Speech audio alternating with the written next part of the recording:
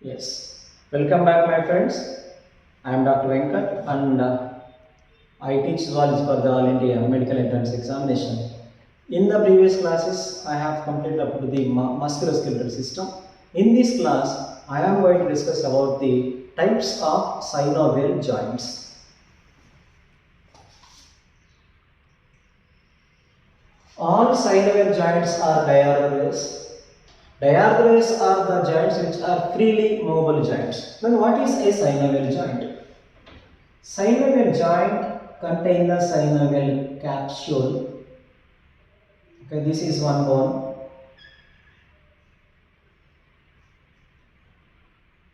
This is another bone.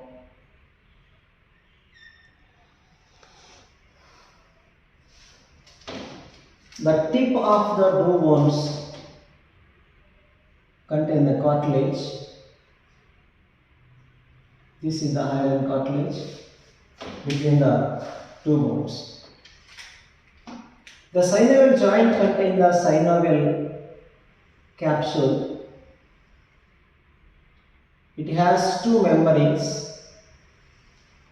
This is the outer synovial membrane and the inner synovial membrane.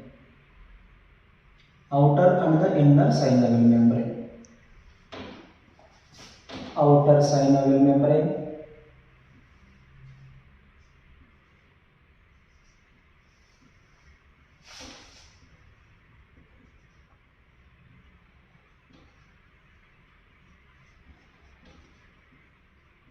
And this is the inner synovial membrane.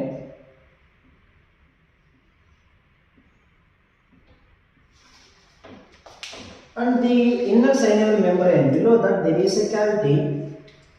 This entire cavity is the synovial cavity.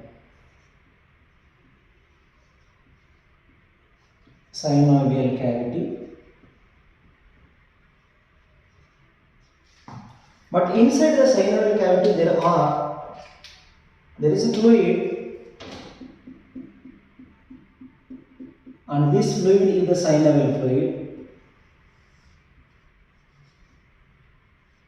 Synovial fluid.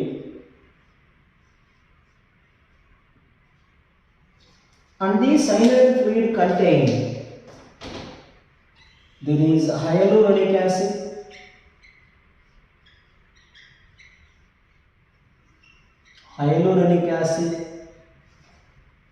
and the hyaluronic acid prevents the friction between the two bones. Prevents the friction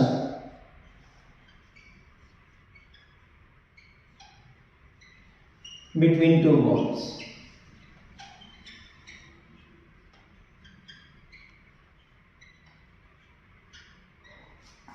Because hyaluronic acid is a lubricant.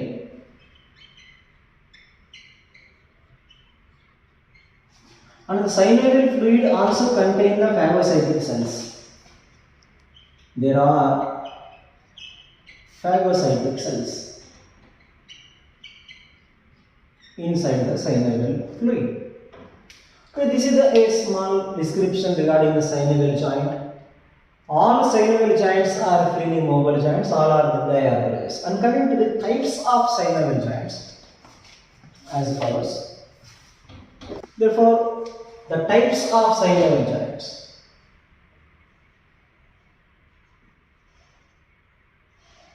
Types of synovial joints. One is the ball and socket joint. Ball and socket joint. Ball and socket joints are two. One is the shoulder joint.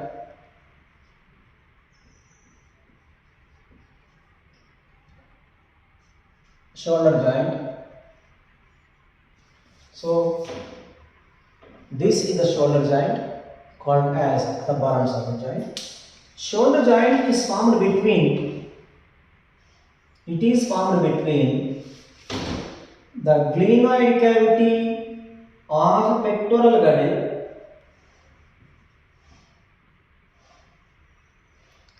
Glenoid cavity is the cavity of the scapular bone of the pectoral girdle and the head of humerus.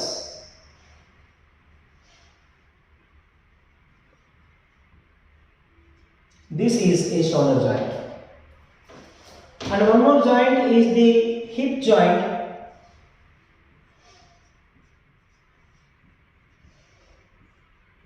Also a ball and socket joint. Hip joint is formed between the acetabulum. Acetabulum is the cavity of the pelvic girdle and the head of femur. Head of the femur and the acetabulum. Between these two, ball and socket joint and this joint is called as the hip joint. These are two examples of the ball and socket joint. One more, the pivot joint or pivot joint. This is commonly called as the rotatory joint. Pivot joint is a rotatory joint. Pivot joint is formed between atlas and axis.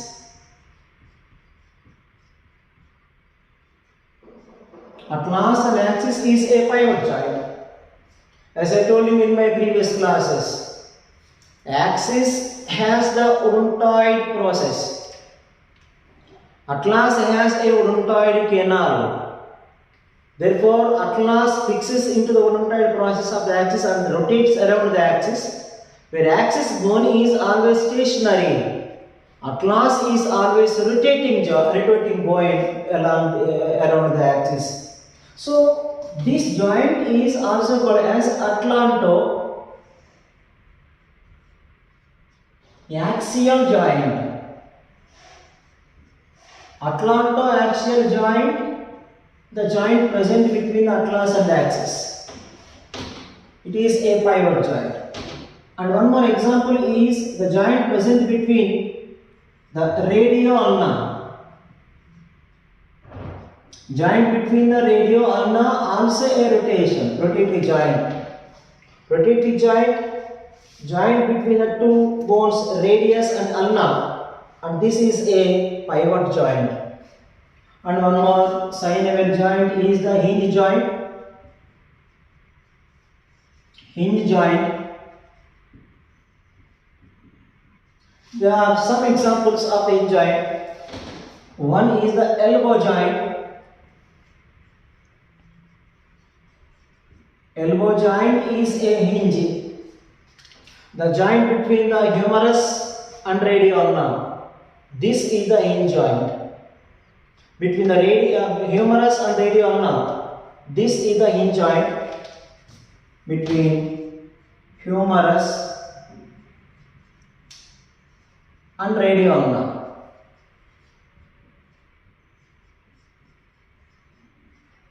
Humerus and radio ulna. This joint is the elbow joint. And one more hinge joint is the knee joint. Knee joint. It is found between the femur and the tibiofibula. Look, this is the knee joint. Knee joint between the femur and tibiofibula.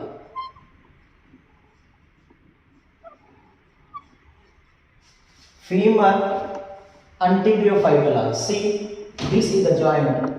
Femur and tibiofibular joint is the knee joint. Elbow joint is a hinge joint. Knee joint also a hinge joint. And one more example, the interphalangeal joints.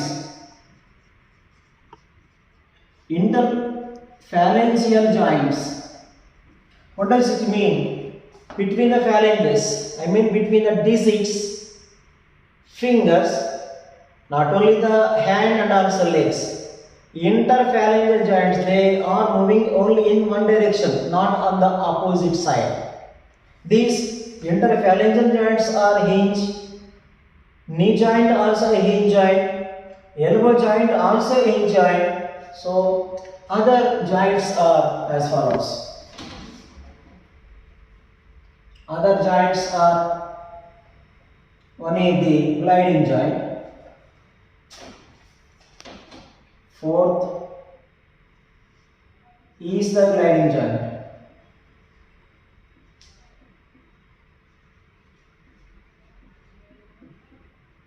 Gliding joint. Gliding joint also a type of the synovial joint. Gliding joint is between the carpals, wrist bones, and also tarsals, ankle bones. Intercarpal, look at here. Intercarpal joints and intertarsal joints are the gliding joints. Intercarpal joints are gliding joint.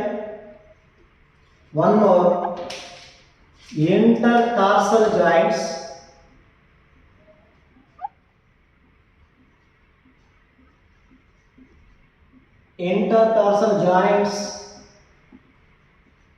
also gliding joints. I repeat, intercarpal means between the wrist bones,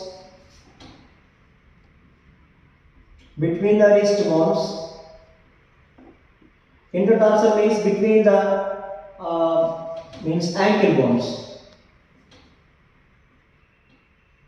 Between the ankle bones, intertarsal, between the wrist bones, intercarpal, and also intervertebral joints.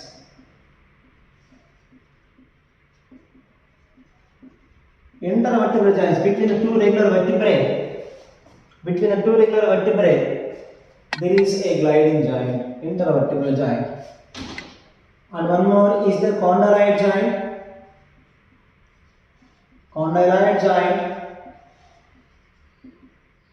See the condyloid joint. Condyloid joint is formed between the skull. This is the skull.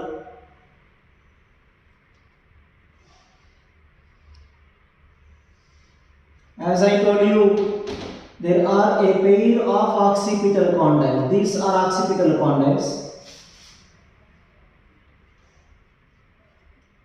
Occipital condyles of skull. And these occipital condyles are fixing into the first vertebra. And the first vertebra is the atlas. I draw only atlas.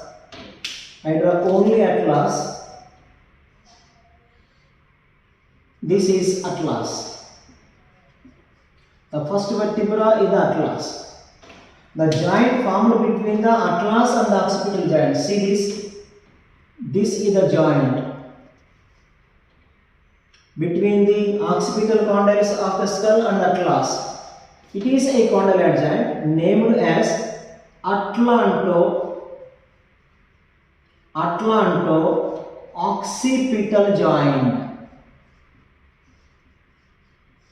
Atlanto-occipital joint is the condyloid joint. And one more joint is the saddle joint.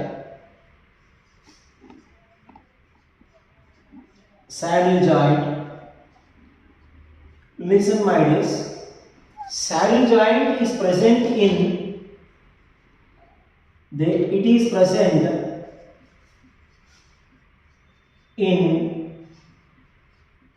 only primate mammals. That is present only in the primate mammals. Very much important. I tell you one thing. Saddle joint is absent in the fishes, amphibia, reptilia, apes. Even though saddle joint is present in the mammals, but not in all mammals, only in the primate mammals. So where you see the saddle joint, this is the position of saddle joint, where it occurs. See this? These are carpals of the hand, wrist bones, and this is the metacarpal in the palm, and this metacarpal corresponding to the thumb. Is it true? This is the thumb and this is the metacarpal and these are the carpals. Joint between the carpal, metacarpal of the thumb.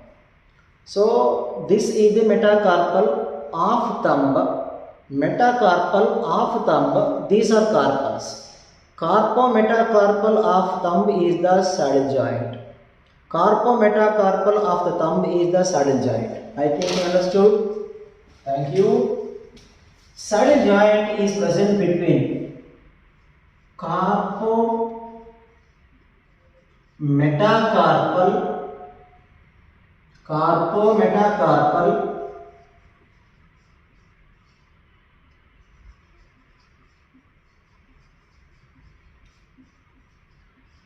of thumb is the saddle joint. But remaining, if you see, these are carpals except the thumb, carpal and metacarpal. This is the metacarpal, one more metacarpal, another metacarpal, but except the thumb.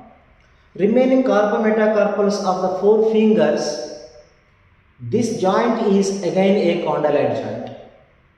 I repeat, carpo-metacarpal of the thumb is the saddle. Carpo-metacarpal of remaining four fingers, four metacarpals, is the condylite joint. Therefore, I write here condylite joint example. Condylite joint is one example, atlanto-occipital joint. The second example is the carpo-metacarpal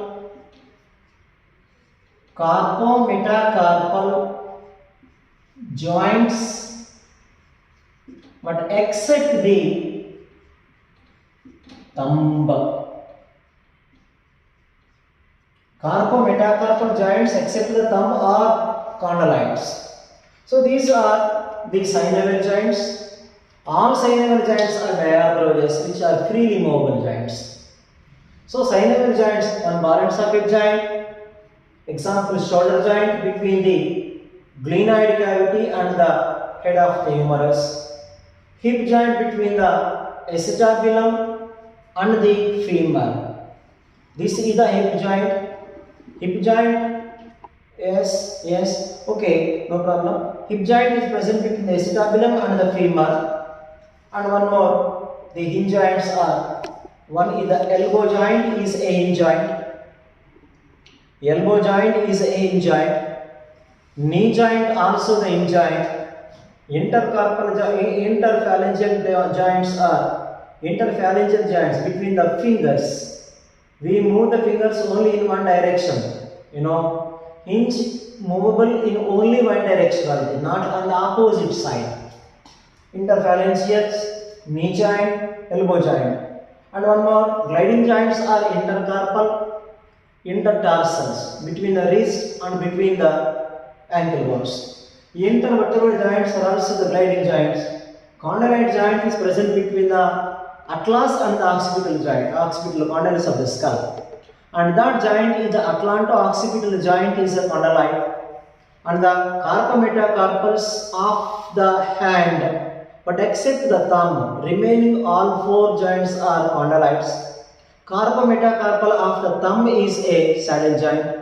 I told you that saddle joint is present in only the primate mammals, even not in all mammals, present only in the primate mammals. And these are regarding the different types of the joints. And now I move on to discuss about the various musculoskeletal disorders. And now I am going to discuss about the musculoskeletal system disorders.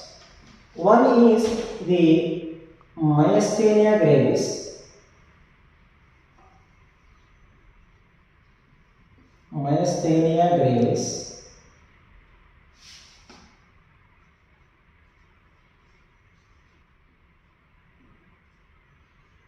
Myasthenia gravis.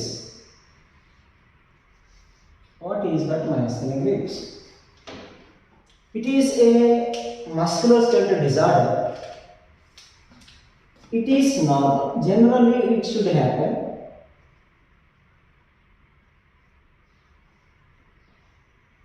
it is general. This is muscle sarcolemma.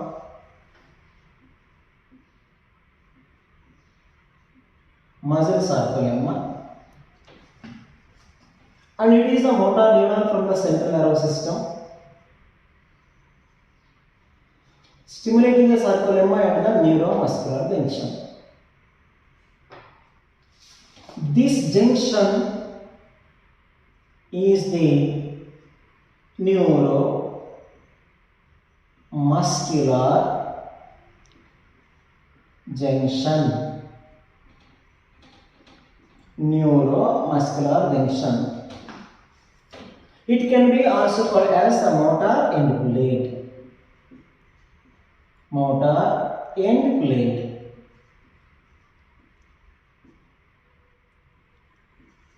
Neuromuscular junction or motor end plate. Generally, what should happen? Okay. This is the sarcolemma and the motor end plate. The synaptic vesicles present in the synaptic bottoms. These are synaptic vesicles. Vesicles are filled with the neurotransmitters.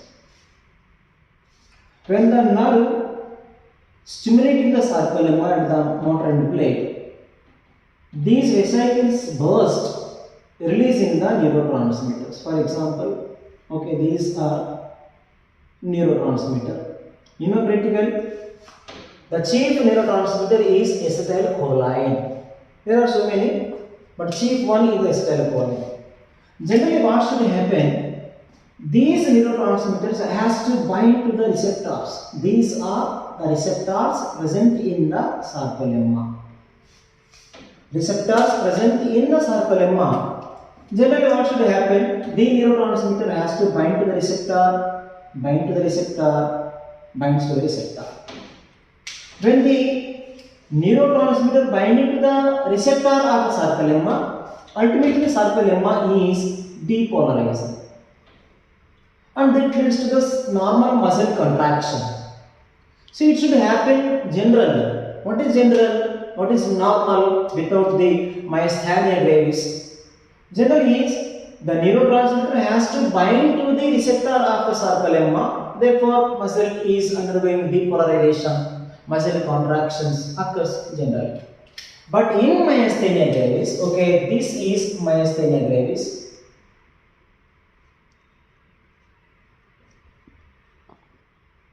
Myasthenia gravis.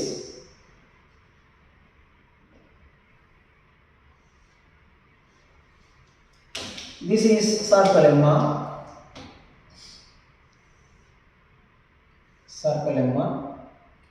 Sarcolemma has the receptors. These are receptors.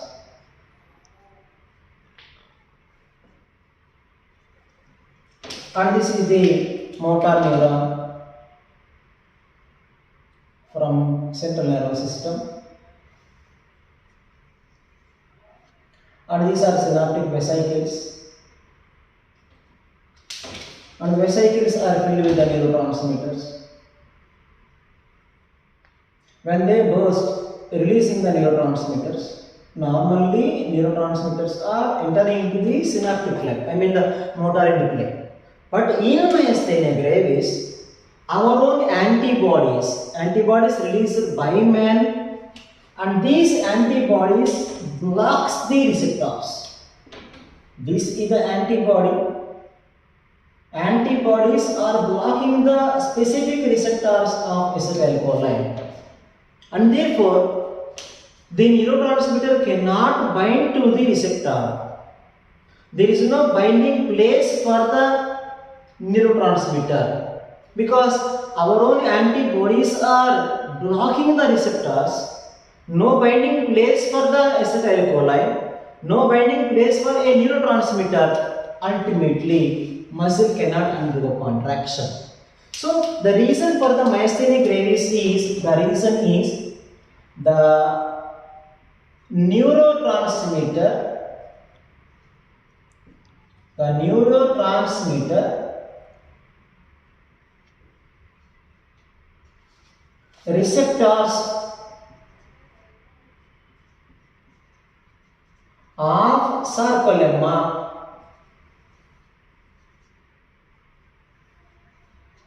The neurotransmitter receptors of the sarcolemma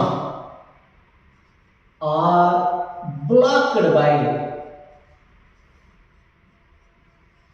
our own antibodies.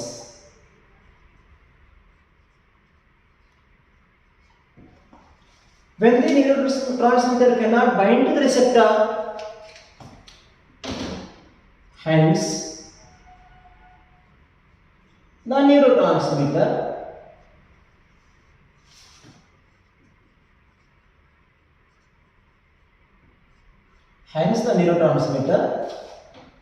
cannot bind to receptors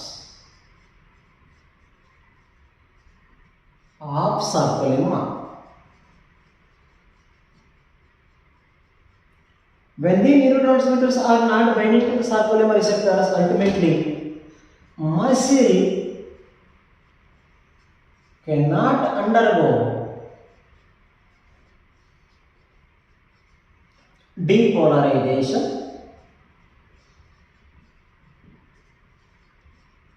When the depolarization not occurs in the muscle sarcolemma, muscle contraction stops. Muscle contraction stop. So this stoppage of the muscle contraction, when the antibodies are blocking the neurotransmitters, is called as myasthenia gravis. Myasthenia gravis is the blocking of our own antibody. The blockage occurs at the receptor site. This is myasthenia gravis. And one more, musculoskeletal disorder. So the reason for the myasthenia gravis, it's very important. Listen me again. The reason for the myasthenia gravis is our own antibodies blocks the receptors of acetylcholine. Acetylcholine binding receptors are blocked.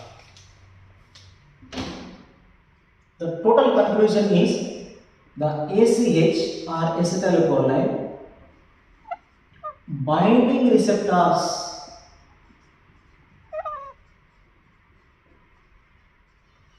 are blocked by self-antibody.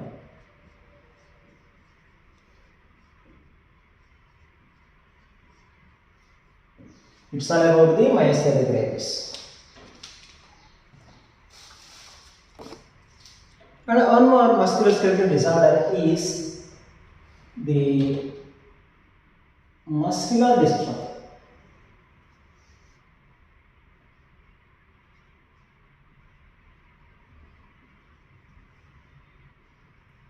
Muscular dystrophy.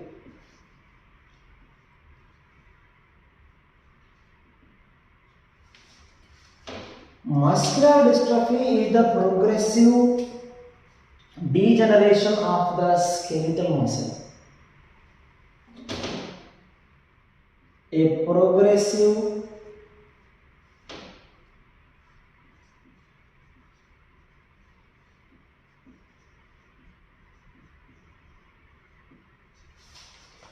degeneration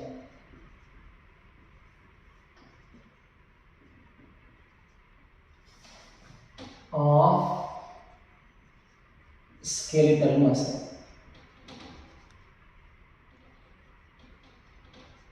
It is most important. What is it important? Yeah, it is a progressive degeneration of the muscle, but only skeletal muscle.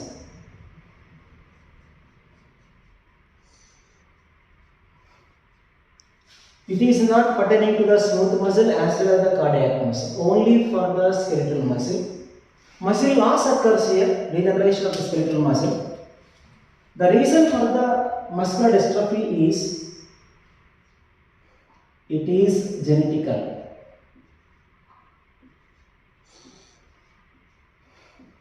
It is genetical.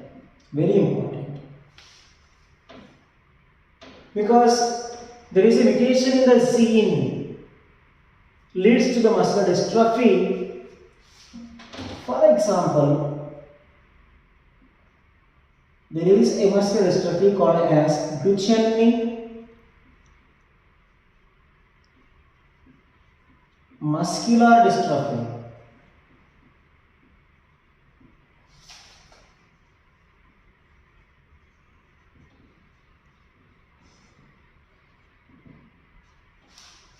Duchenne muscular dystrophy is an example of X-linked recessive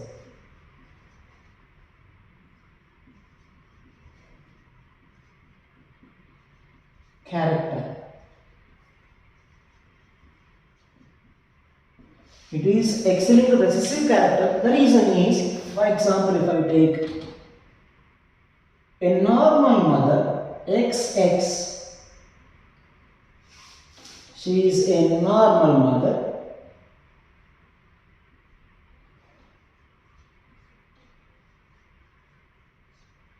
without muscular dystrophy. For example, if I take capital D, capital B, where dominant D means normal without this disease. Homozygous dominant, capital T, capital D means no disease. A normal mother, but this man is affected. And he is affected with Duchenne muscular dystrophy. It's hypothetical. This is small d, where the gene, I mean the allele is absent upon the Y chromosome because it is only X-linked recessive. The genes are heritable only through the X chromosome, not through the Y chromosome. That is why in the X-linked characters, the genes are absent upon the Y chromosome. So, affected male, a normal female. The gametes are as follows. Gametes are as follows. X with the capital D, X with the small d is one type of gamete, Y without allele. These are gametes.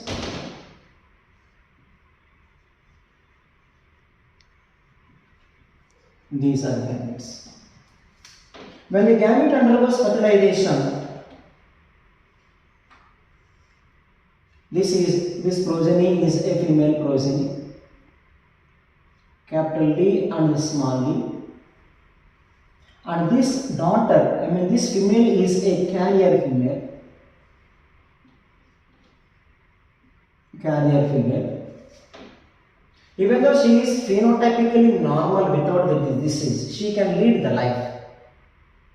She don't have that Duchenne muscular dystrophy. She is phenotypically normal, but she is a carrier. And all males, sons, are normal. All sons are normal. Therefore, what is the meaning of Duchenne muscular dystrophy? It is a X-linked recessive. Even this is a hypothetical question, but this man virtually cannot exist. He cannot survive. Because when the progressive degeneration of the skeletal muscle occurs, there is a death of the skeletal muscle, obviously he will die. This man is virtually not existing. But how come the disease is been inherited if the mother is carrier? If the mother is carrier, there is a chance of Duchenne muscular dystrophy in the next generations. For example, a woman who is a carrier female. This is another experiment. 2. A carrier woman marries a normal man. It is possible, But this is virtually not possible because a man with Duchenne muscular dystrophy will die even before 14 years, even before the maturation of the gametes, even before the marriage he will die. But this marriage can be possible because she is a carrier woman, phenotypically normal, and he is a normal man. A carrier woman marries a normal man for Duchenne muscular dystrophy. These are gametes. There are two types of gametes are possible here. One X chromosome with the capital D is one gamete. X chromosome small d is another gamete crossed. X chromosome with the small capital D spermatozoon Y do not have the allele because it is X linker only, not Y linker. The genes are absent upon the Y chromosome. If you see the females in this progeny, XX capital D, she is a normal daughter. For these, she is a normal daughter. And one more female, XX capital D small d, she is a carrier. She is a carrier. And coming to the male progeny, XY, and he is a normal son, XY, and one more AXY, and he is the affected. He is affected.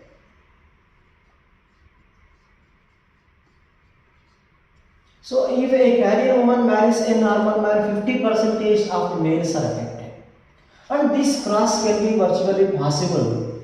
This is not possible because a man with Duchenne muscular dystrophy will die. He will not survive and he will not survive.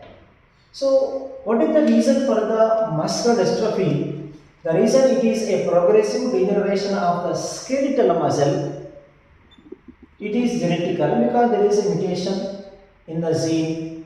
Mutation occurs in the X chromosome. The gene pertaining to the muscular dystrophy, gene is present in the X chromosome only, not in the Y chromosome.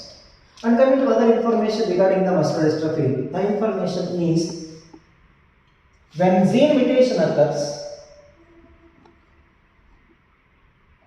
when the gene becomes recessive,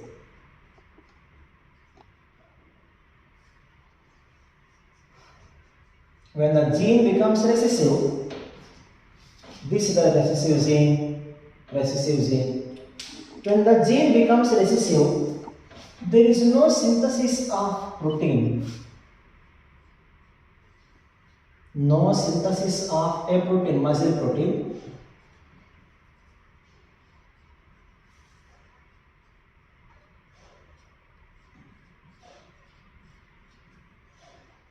What is that muscle protein? And that protein name is dystrophin. Dystrophin protein. Therefore, finally, the reason for the DMD, Duchenne muscular dystrophy, is the deficiency of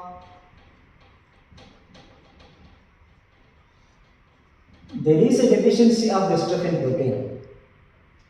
The deficiency is due to the mutation in the gene present in the X chromosome. So it is all about the muscular dystrophy. And coming to one more musculoskeletal disorder is the tetany.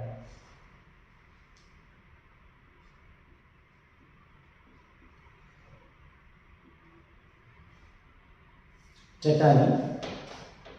It means the wide muscle contractions.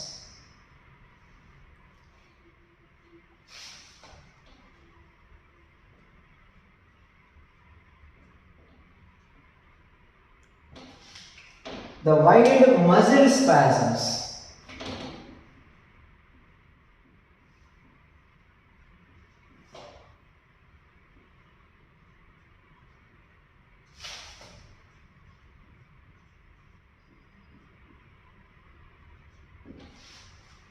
Continuous muscle spasm, continuous muscle contraction. Sustained muscle contractions.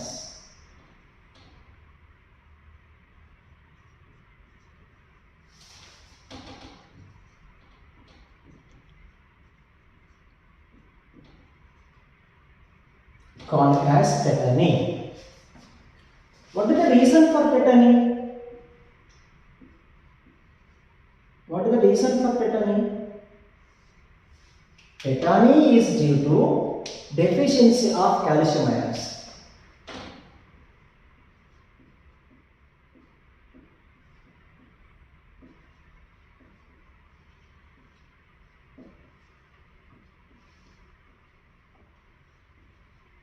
Deficiency of calcium ions. And one more reason is tetany is due to the hypoparathyroidism.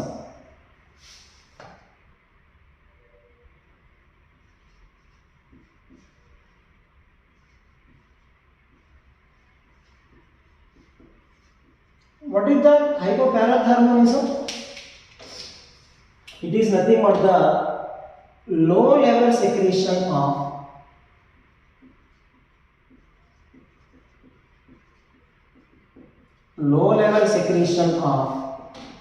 parathormone, I write only PTH, parathormone.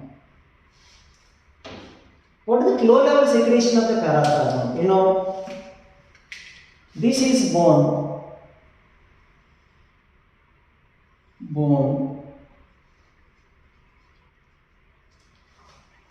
has special cells are called as osteoblasts.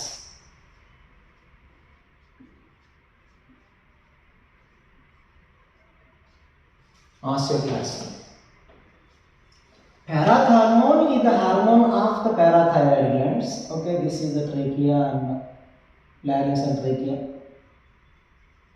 This is the thyroid gland. On the back of the thyroid gland, there are two pairs of the parathyroid glands. These are parathyroid glands.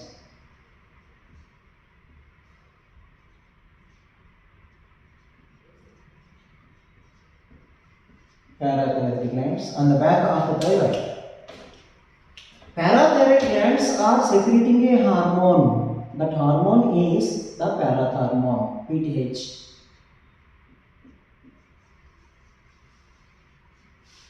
Parathormone is the hormone of the parathyroid glands, works upon the osteoclast. So what parathormone does? Parathormone takes the calcium ions from the bone and makes it enter into the blood. This, for example, this is a blood vessel. Parathormone is helping for the taking the calcium ions from bone into the blood. Therefore, parathormone is commonly called as the hypercalcemic hormone. It is the hypercalcemic hormone. But what happens in tetany? Tetany is due to the low level secretion of the parathormone. When parathormone is absent, okay, say this is normal. It is bone. This is osteoclast. When there is no parathormone, parathormone is absent. And this is the blood vessel. This is the blood vessel. Normally, parathormone hormone takes the calcium ions from the bone to the blood vessel. But when the parathormone itself it is deficient, ultimately calcium cannot enter into the blood. Therefore, when the deficiency of parathyroid leads to hypocalcemia,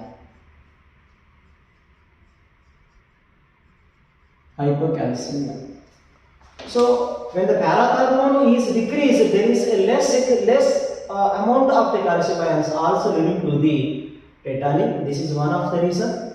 And one more is the deficiency of the calcium ions. My conclusion is tetany is the wide muscle spasms, sustained muscle contractions. In one way, the tetany also called as the jaw lock. Tetany also called as jaw locks. The jaws will lock. Jaws cannot open. No opening of the jaws. It is called as the lock jaw or jaw lock disease, the tetany. Wide muscle contractions, wide muscle spasms due to the deficiency of the calciums and also low secretion of the parathyroid. It's my conclusion. Hypoparathyroidism and the deficiency of the calcium ions. It is regarding tetany. And one more. This is osteoporosis.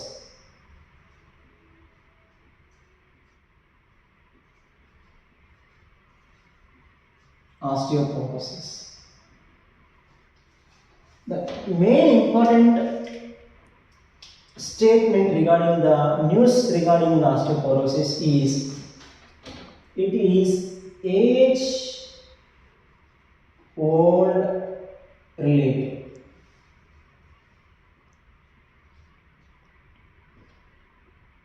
It is generally seen in the old age people.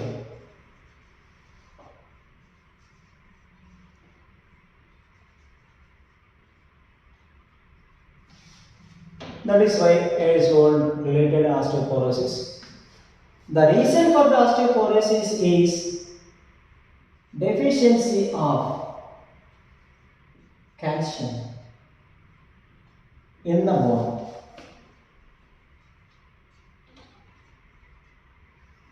I mean, when the calcium ions are deficit in the bone, leads to there is a decrease in the bone mass. There is a decrease in the bone mass due to the deficiency of the calcium ions. When there is decrease in the bone mass, deficiency of the calcium ions leads to very easy fractures. Easy fractures. Because bone becomes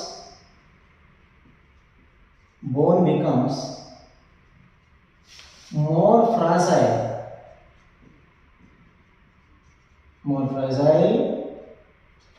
bone easily fractures, decrease in the calcium, decrease in the bone mass. It is age-old related, old age people. And one more, most important is osteoporosis is very common. Osteoporosis is very common in post-menopause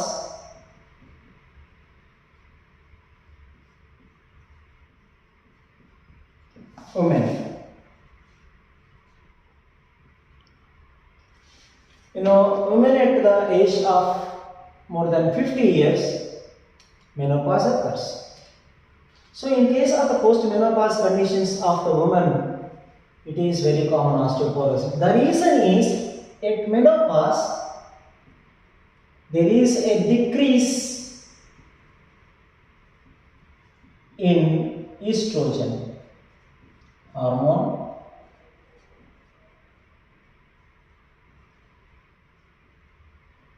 So, estrogen has a lot relation with the calcium metabolism.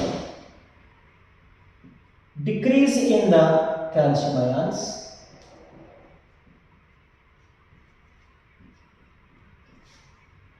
leads to osteoporosis.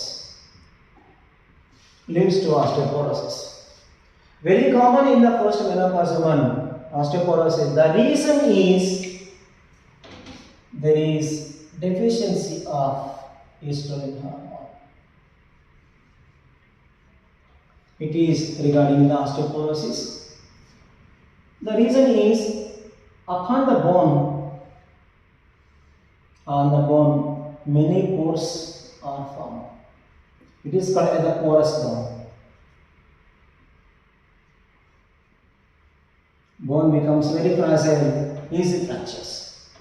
And another musculoskeletal disorder is rheumatoid arthritis. First of all, let me discuss about the arthritis.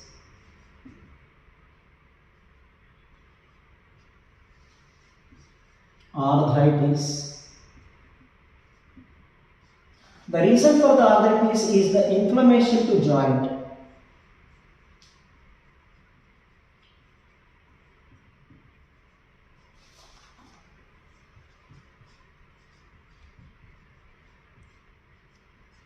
Inflammation to joints leads to arthritis.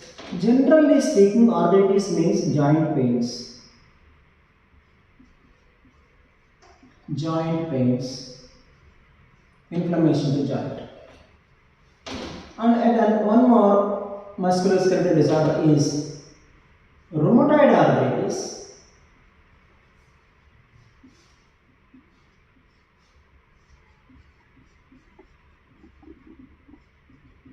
Rheumatoid arthritis.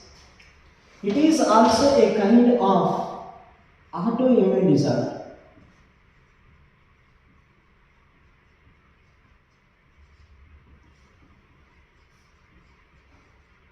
A kind of autoimmune disorder like myasthenia gravis.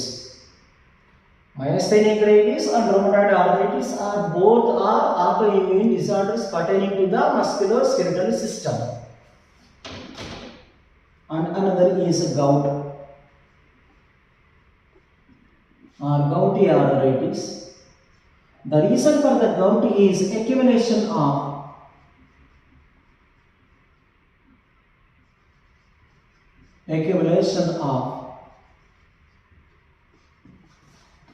uric acid in synovial cavity, in joints. Accumulation of the uric acid at the joints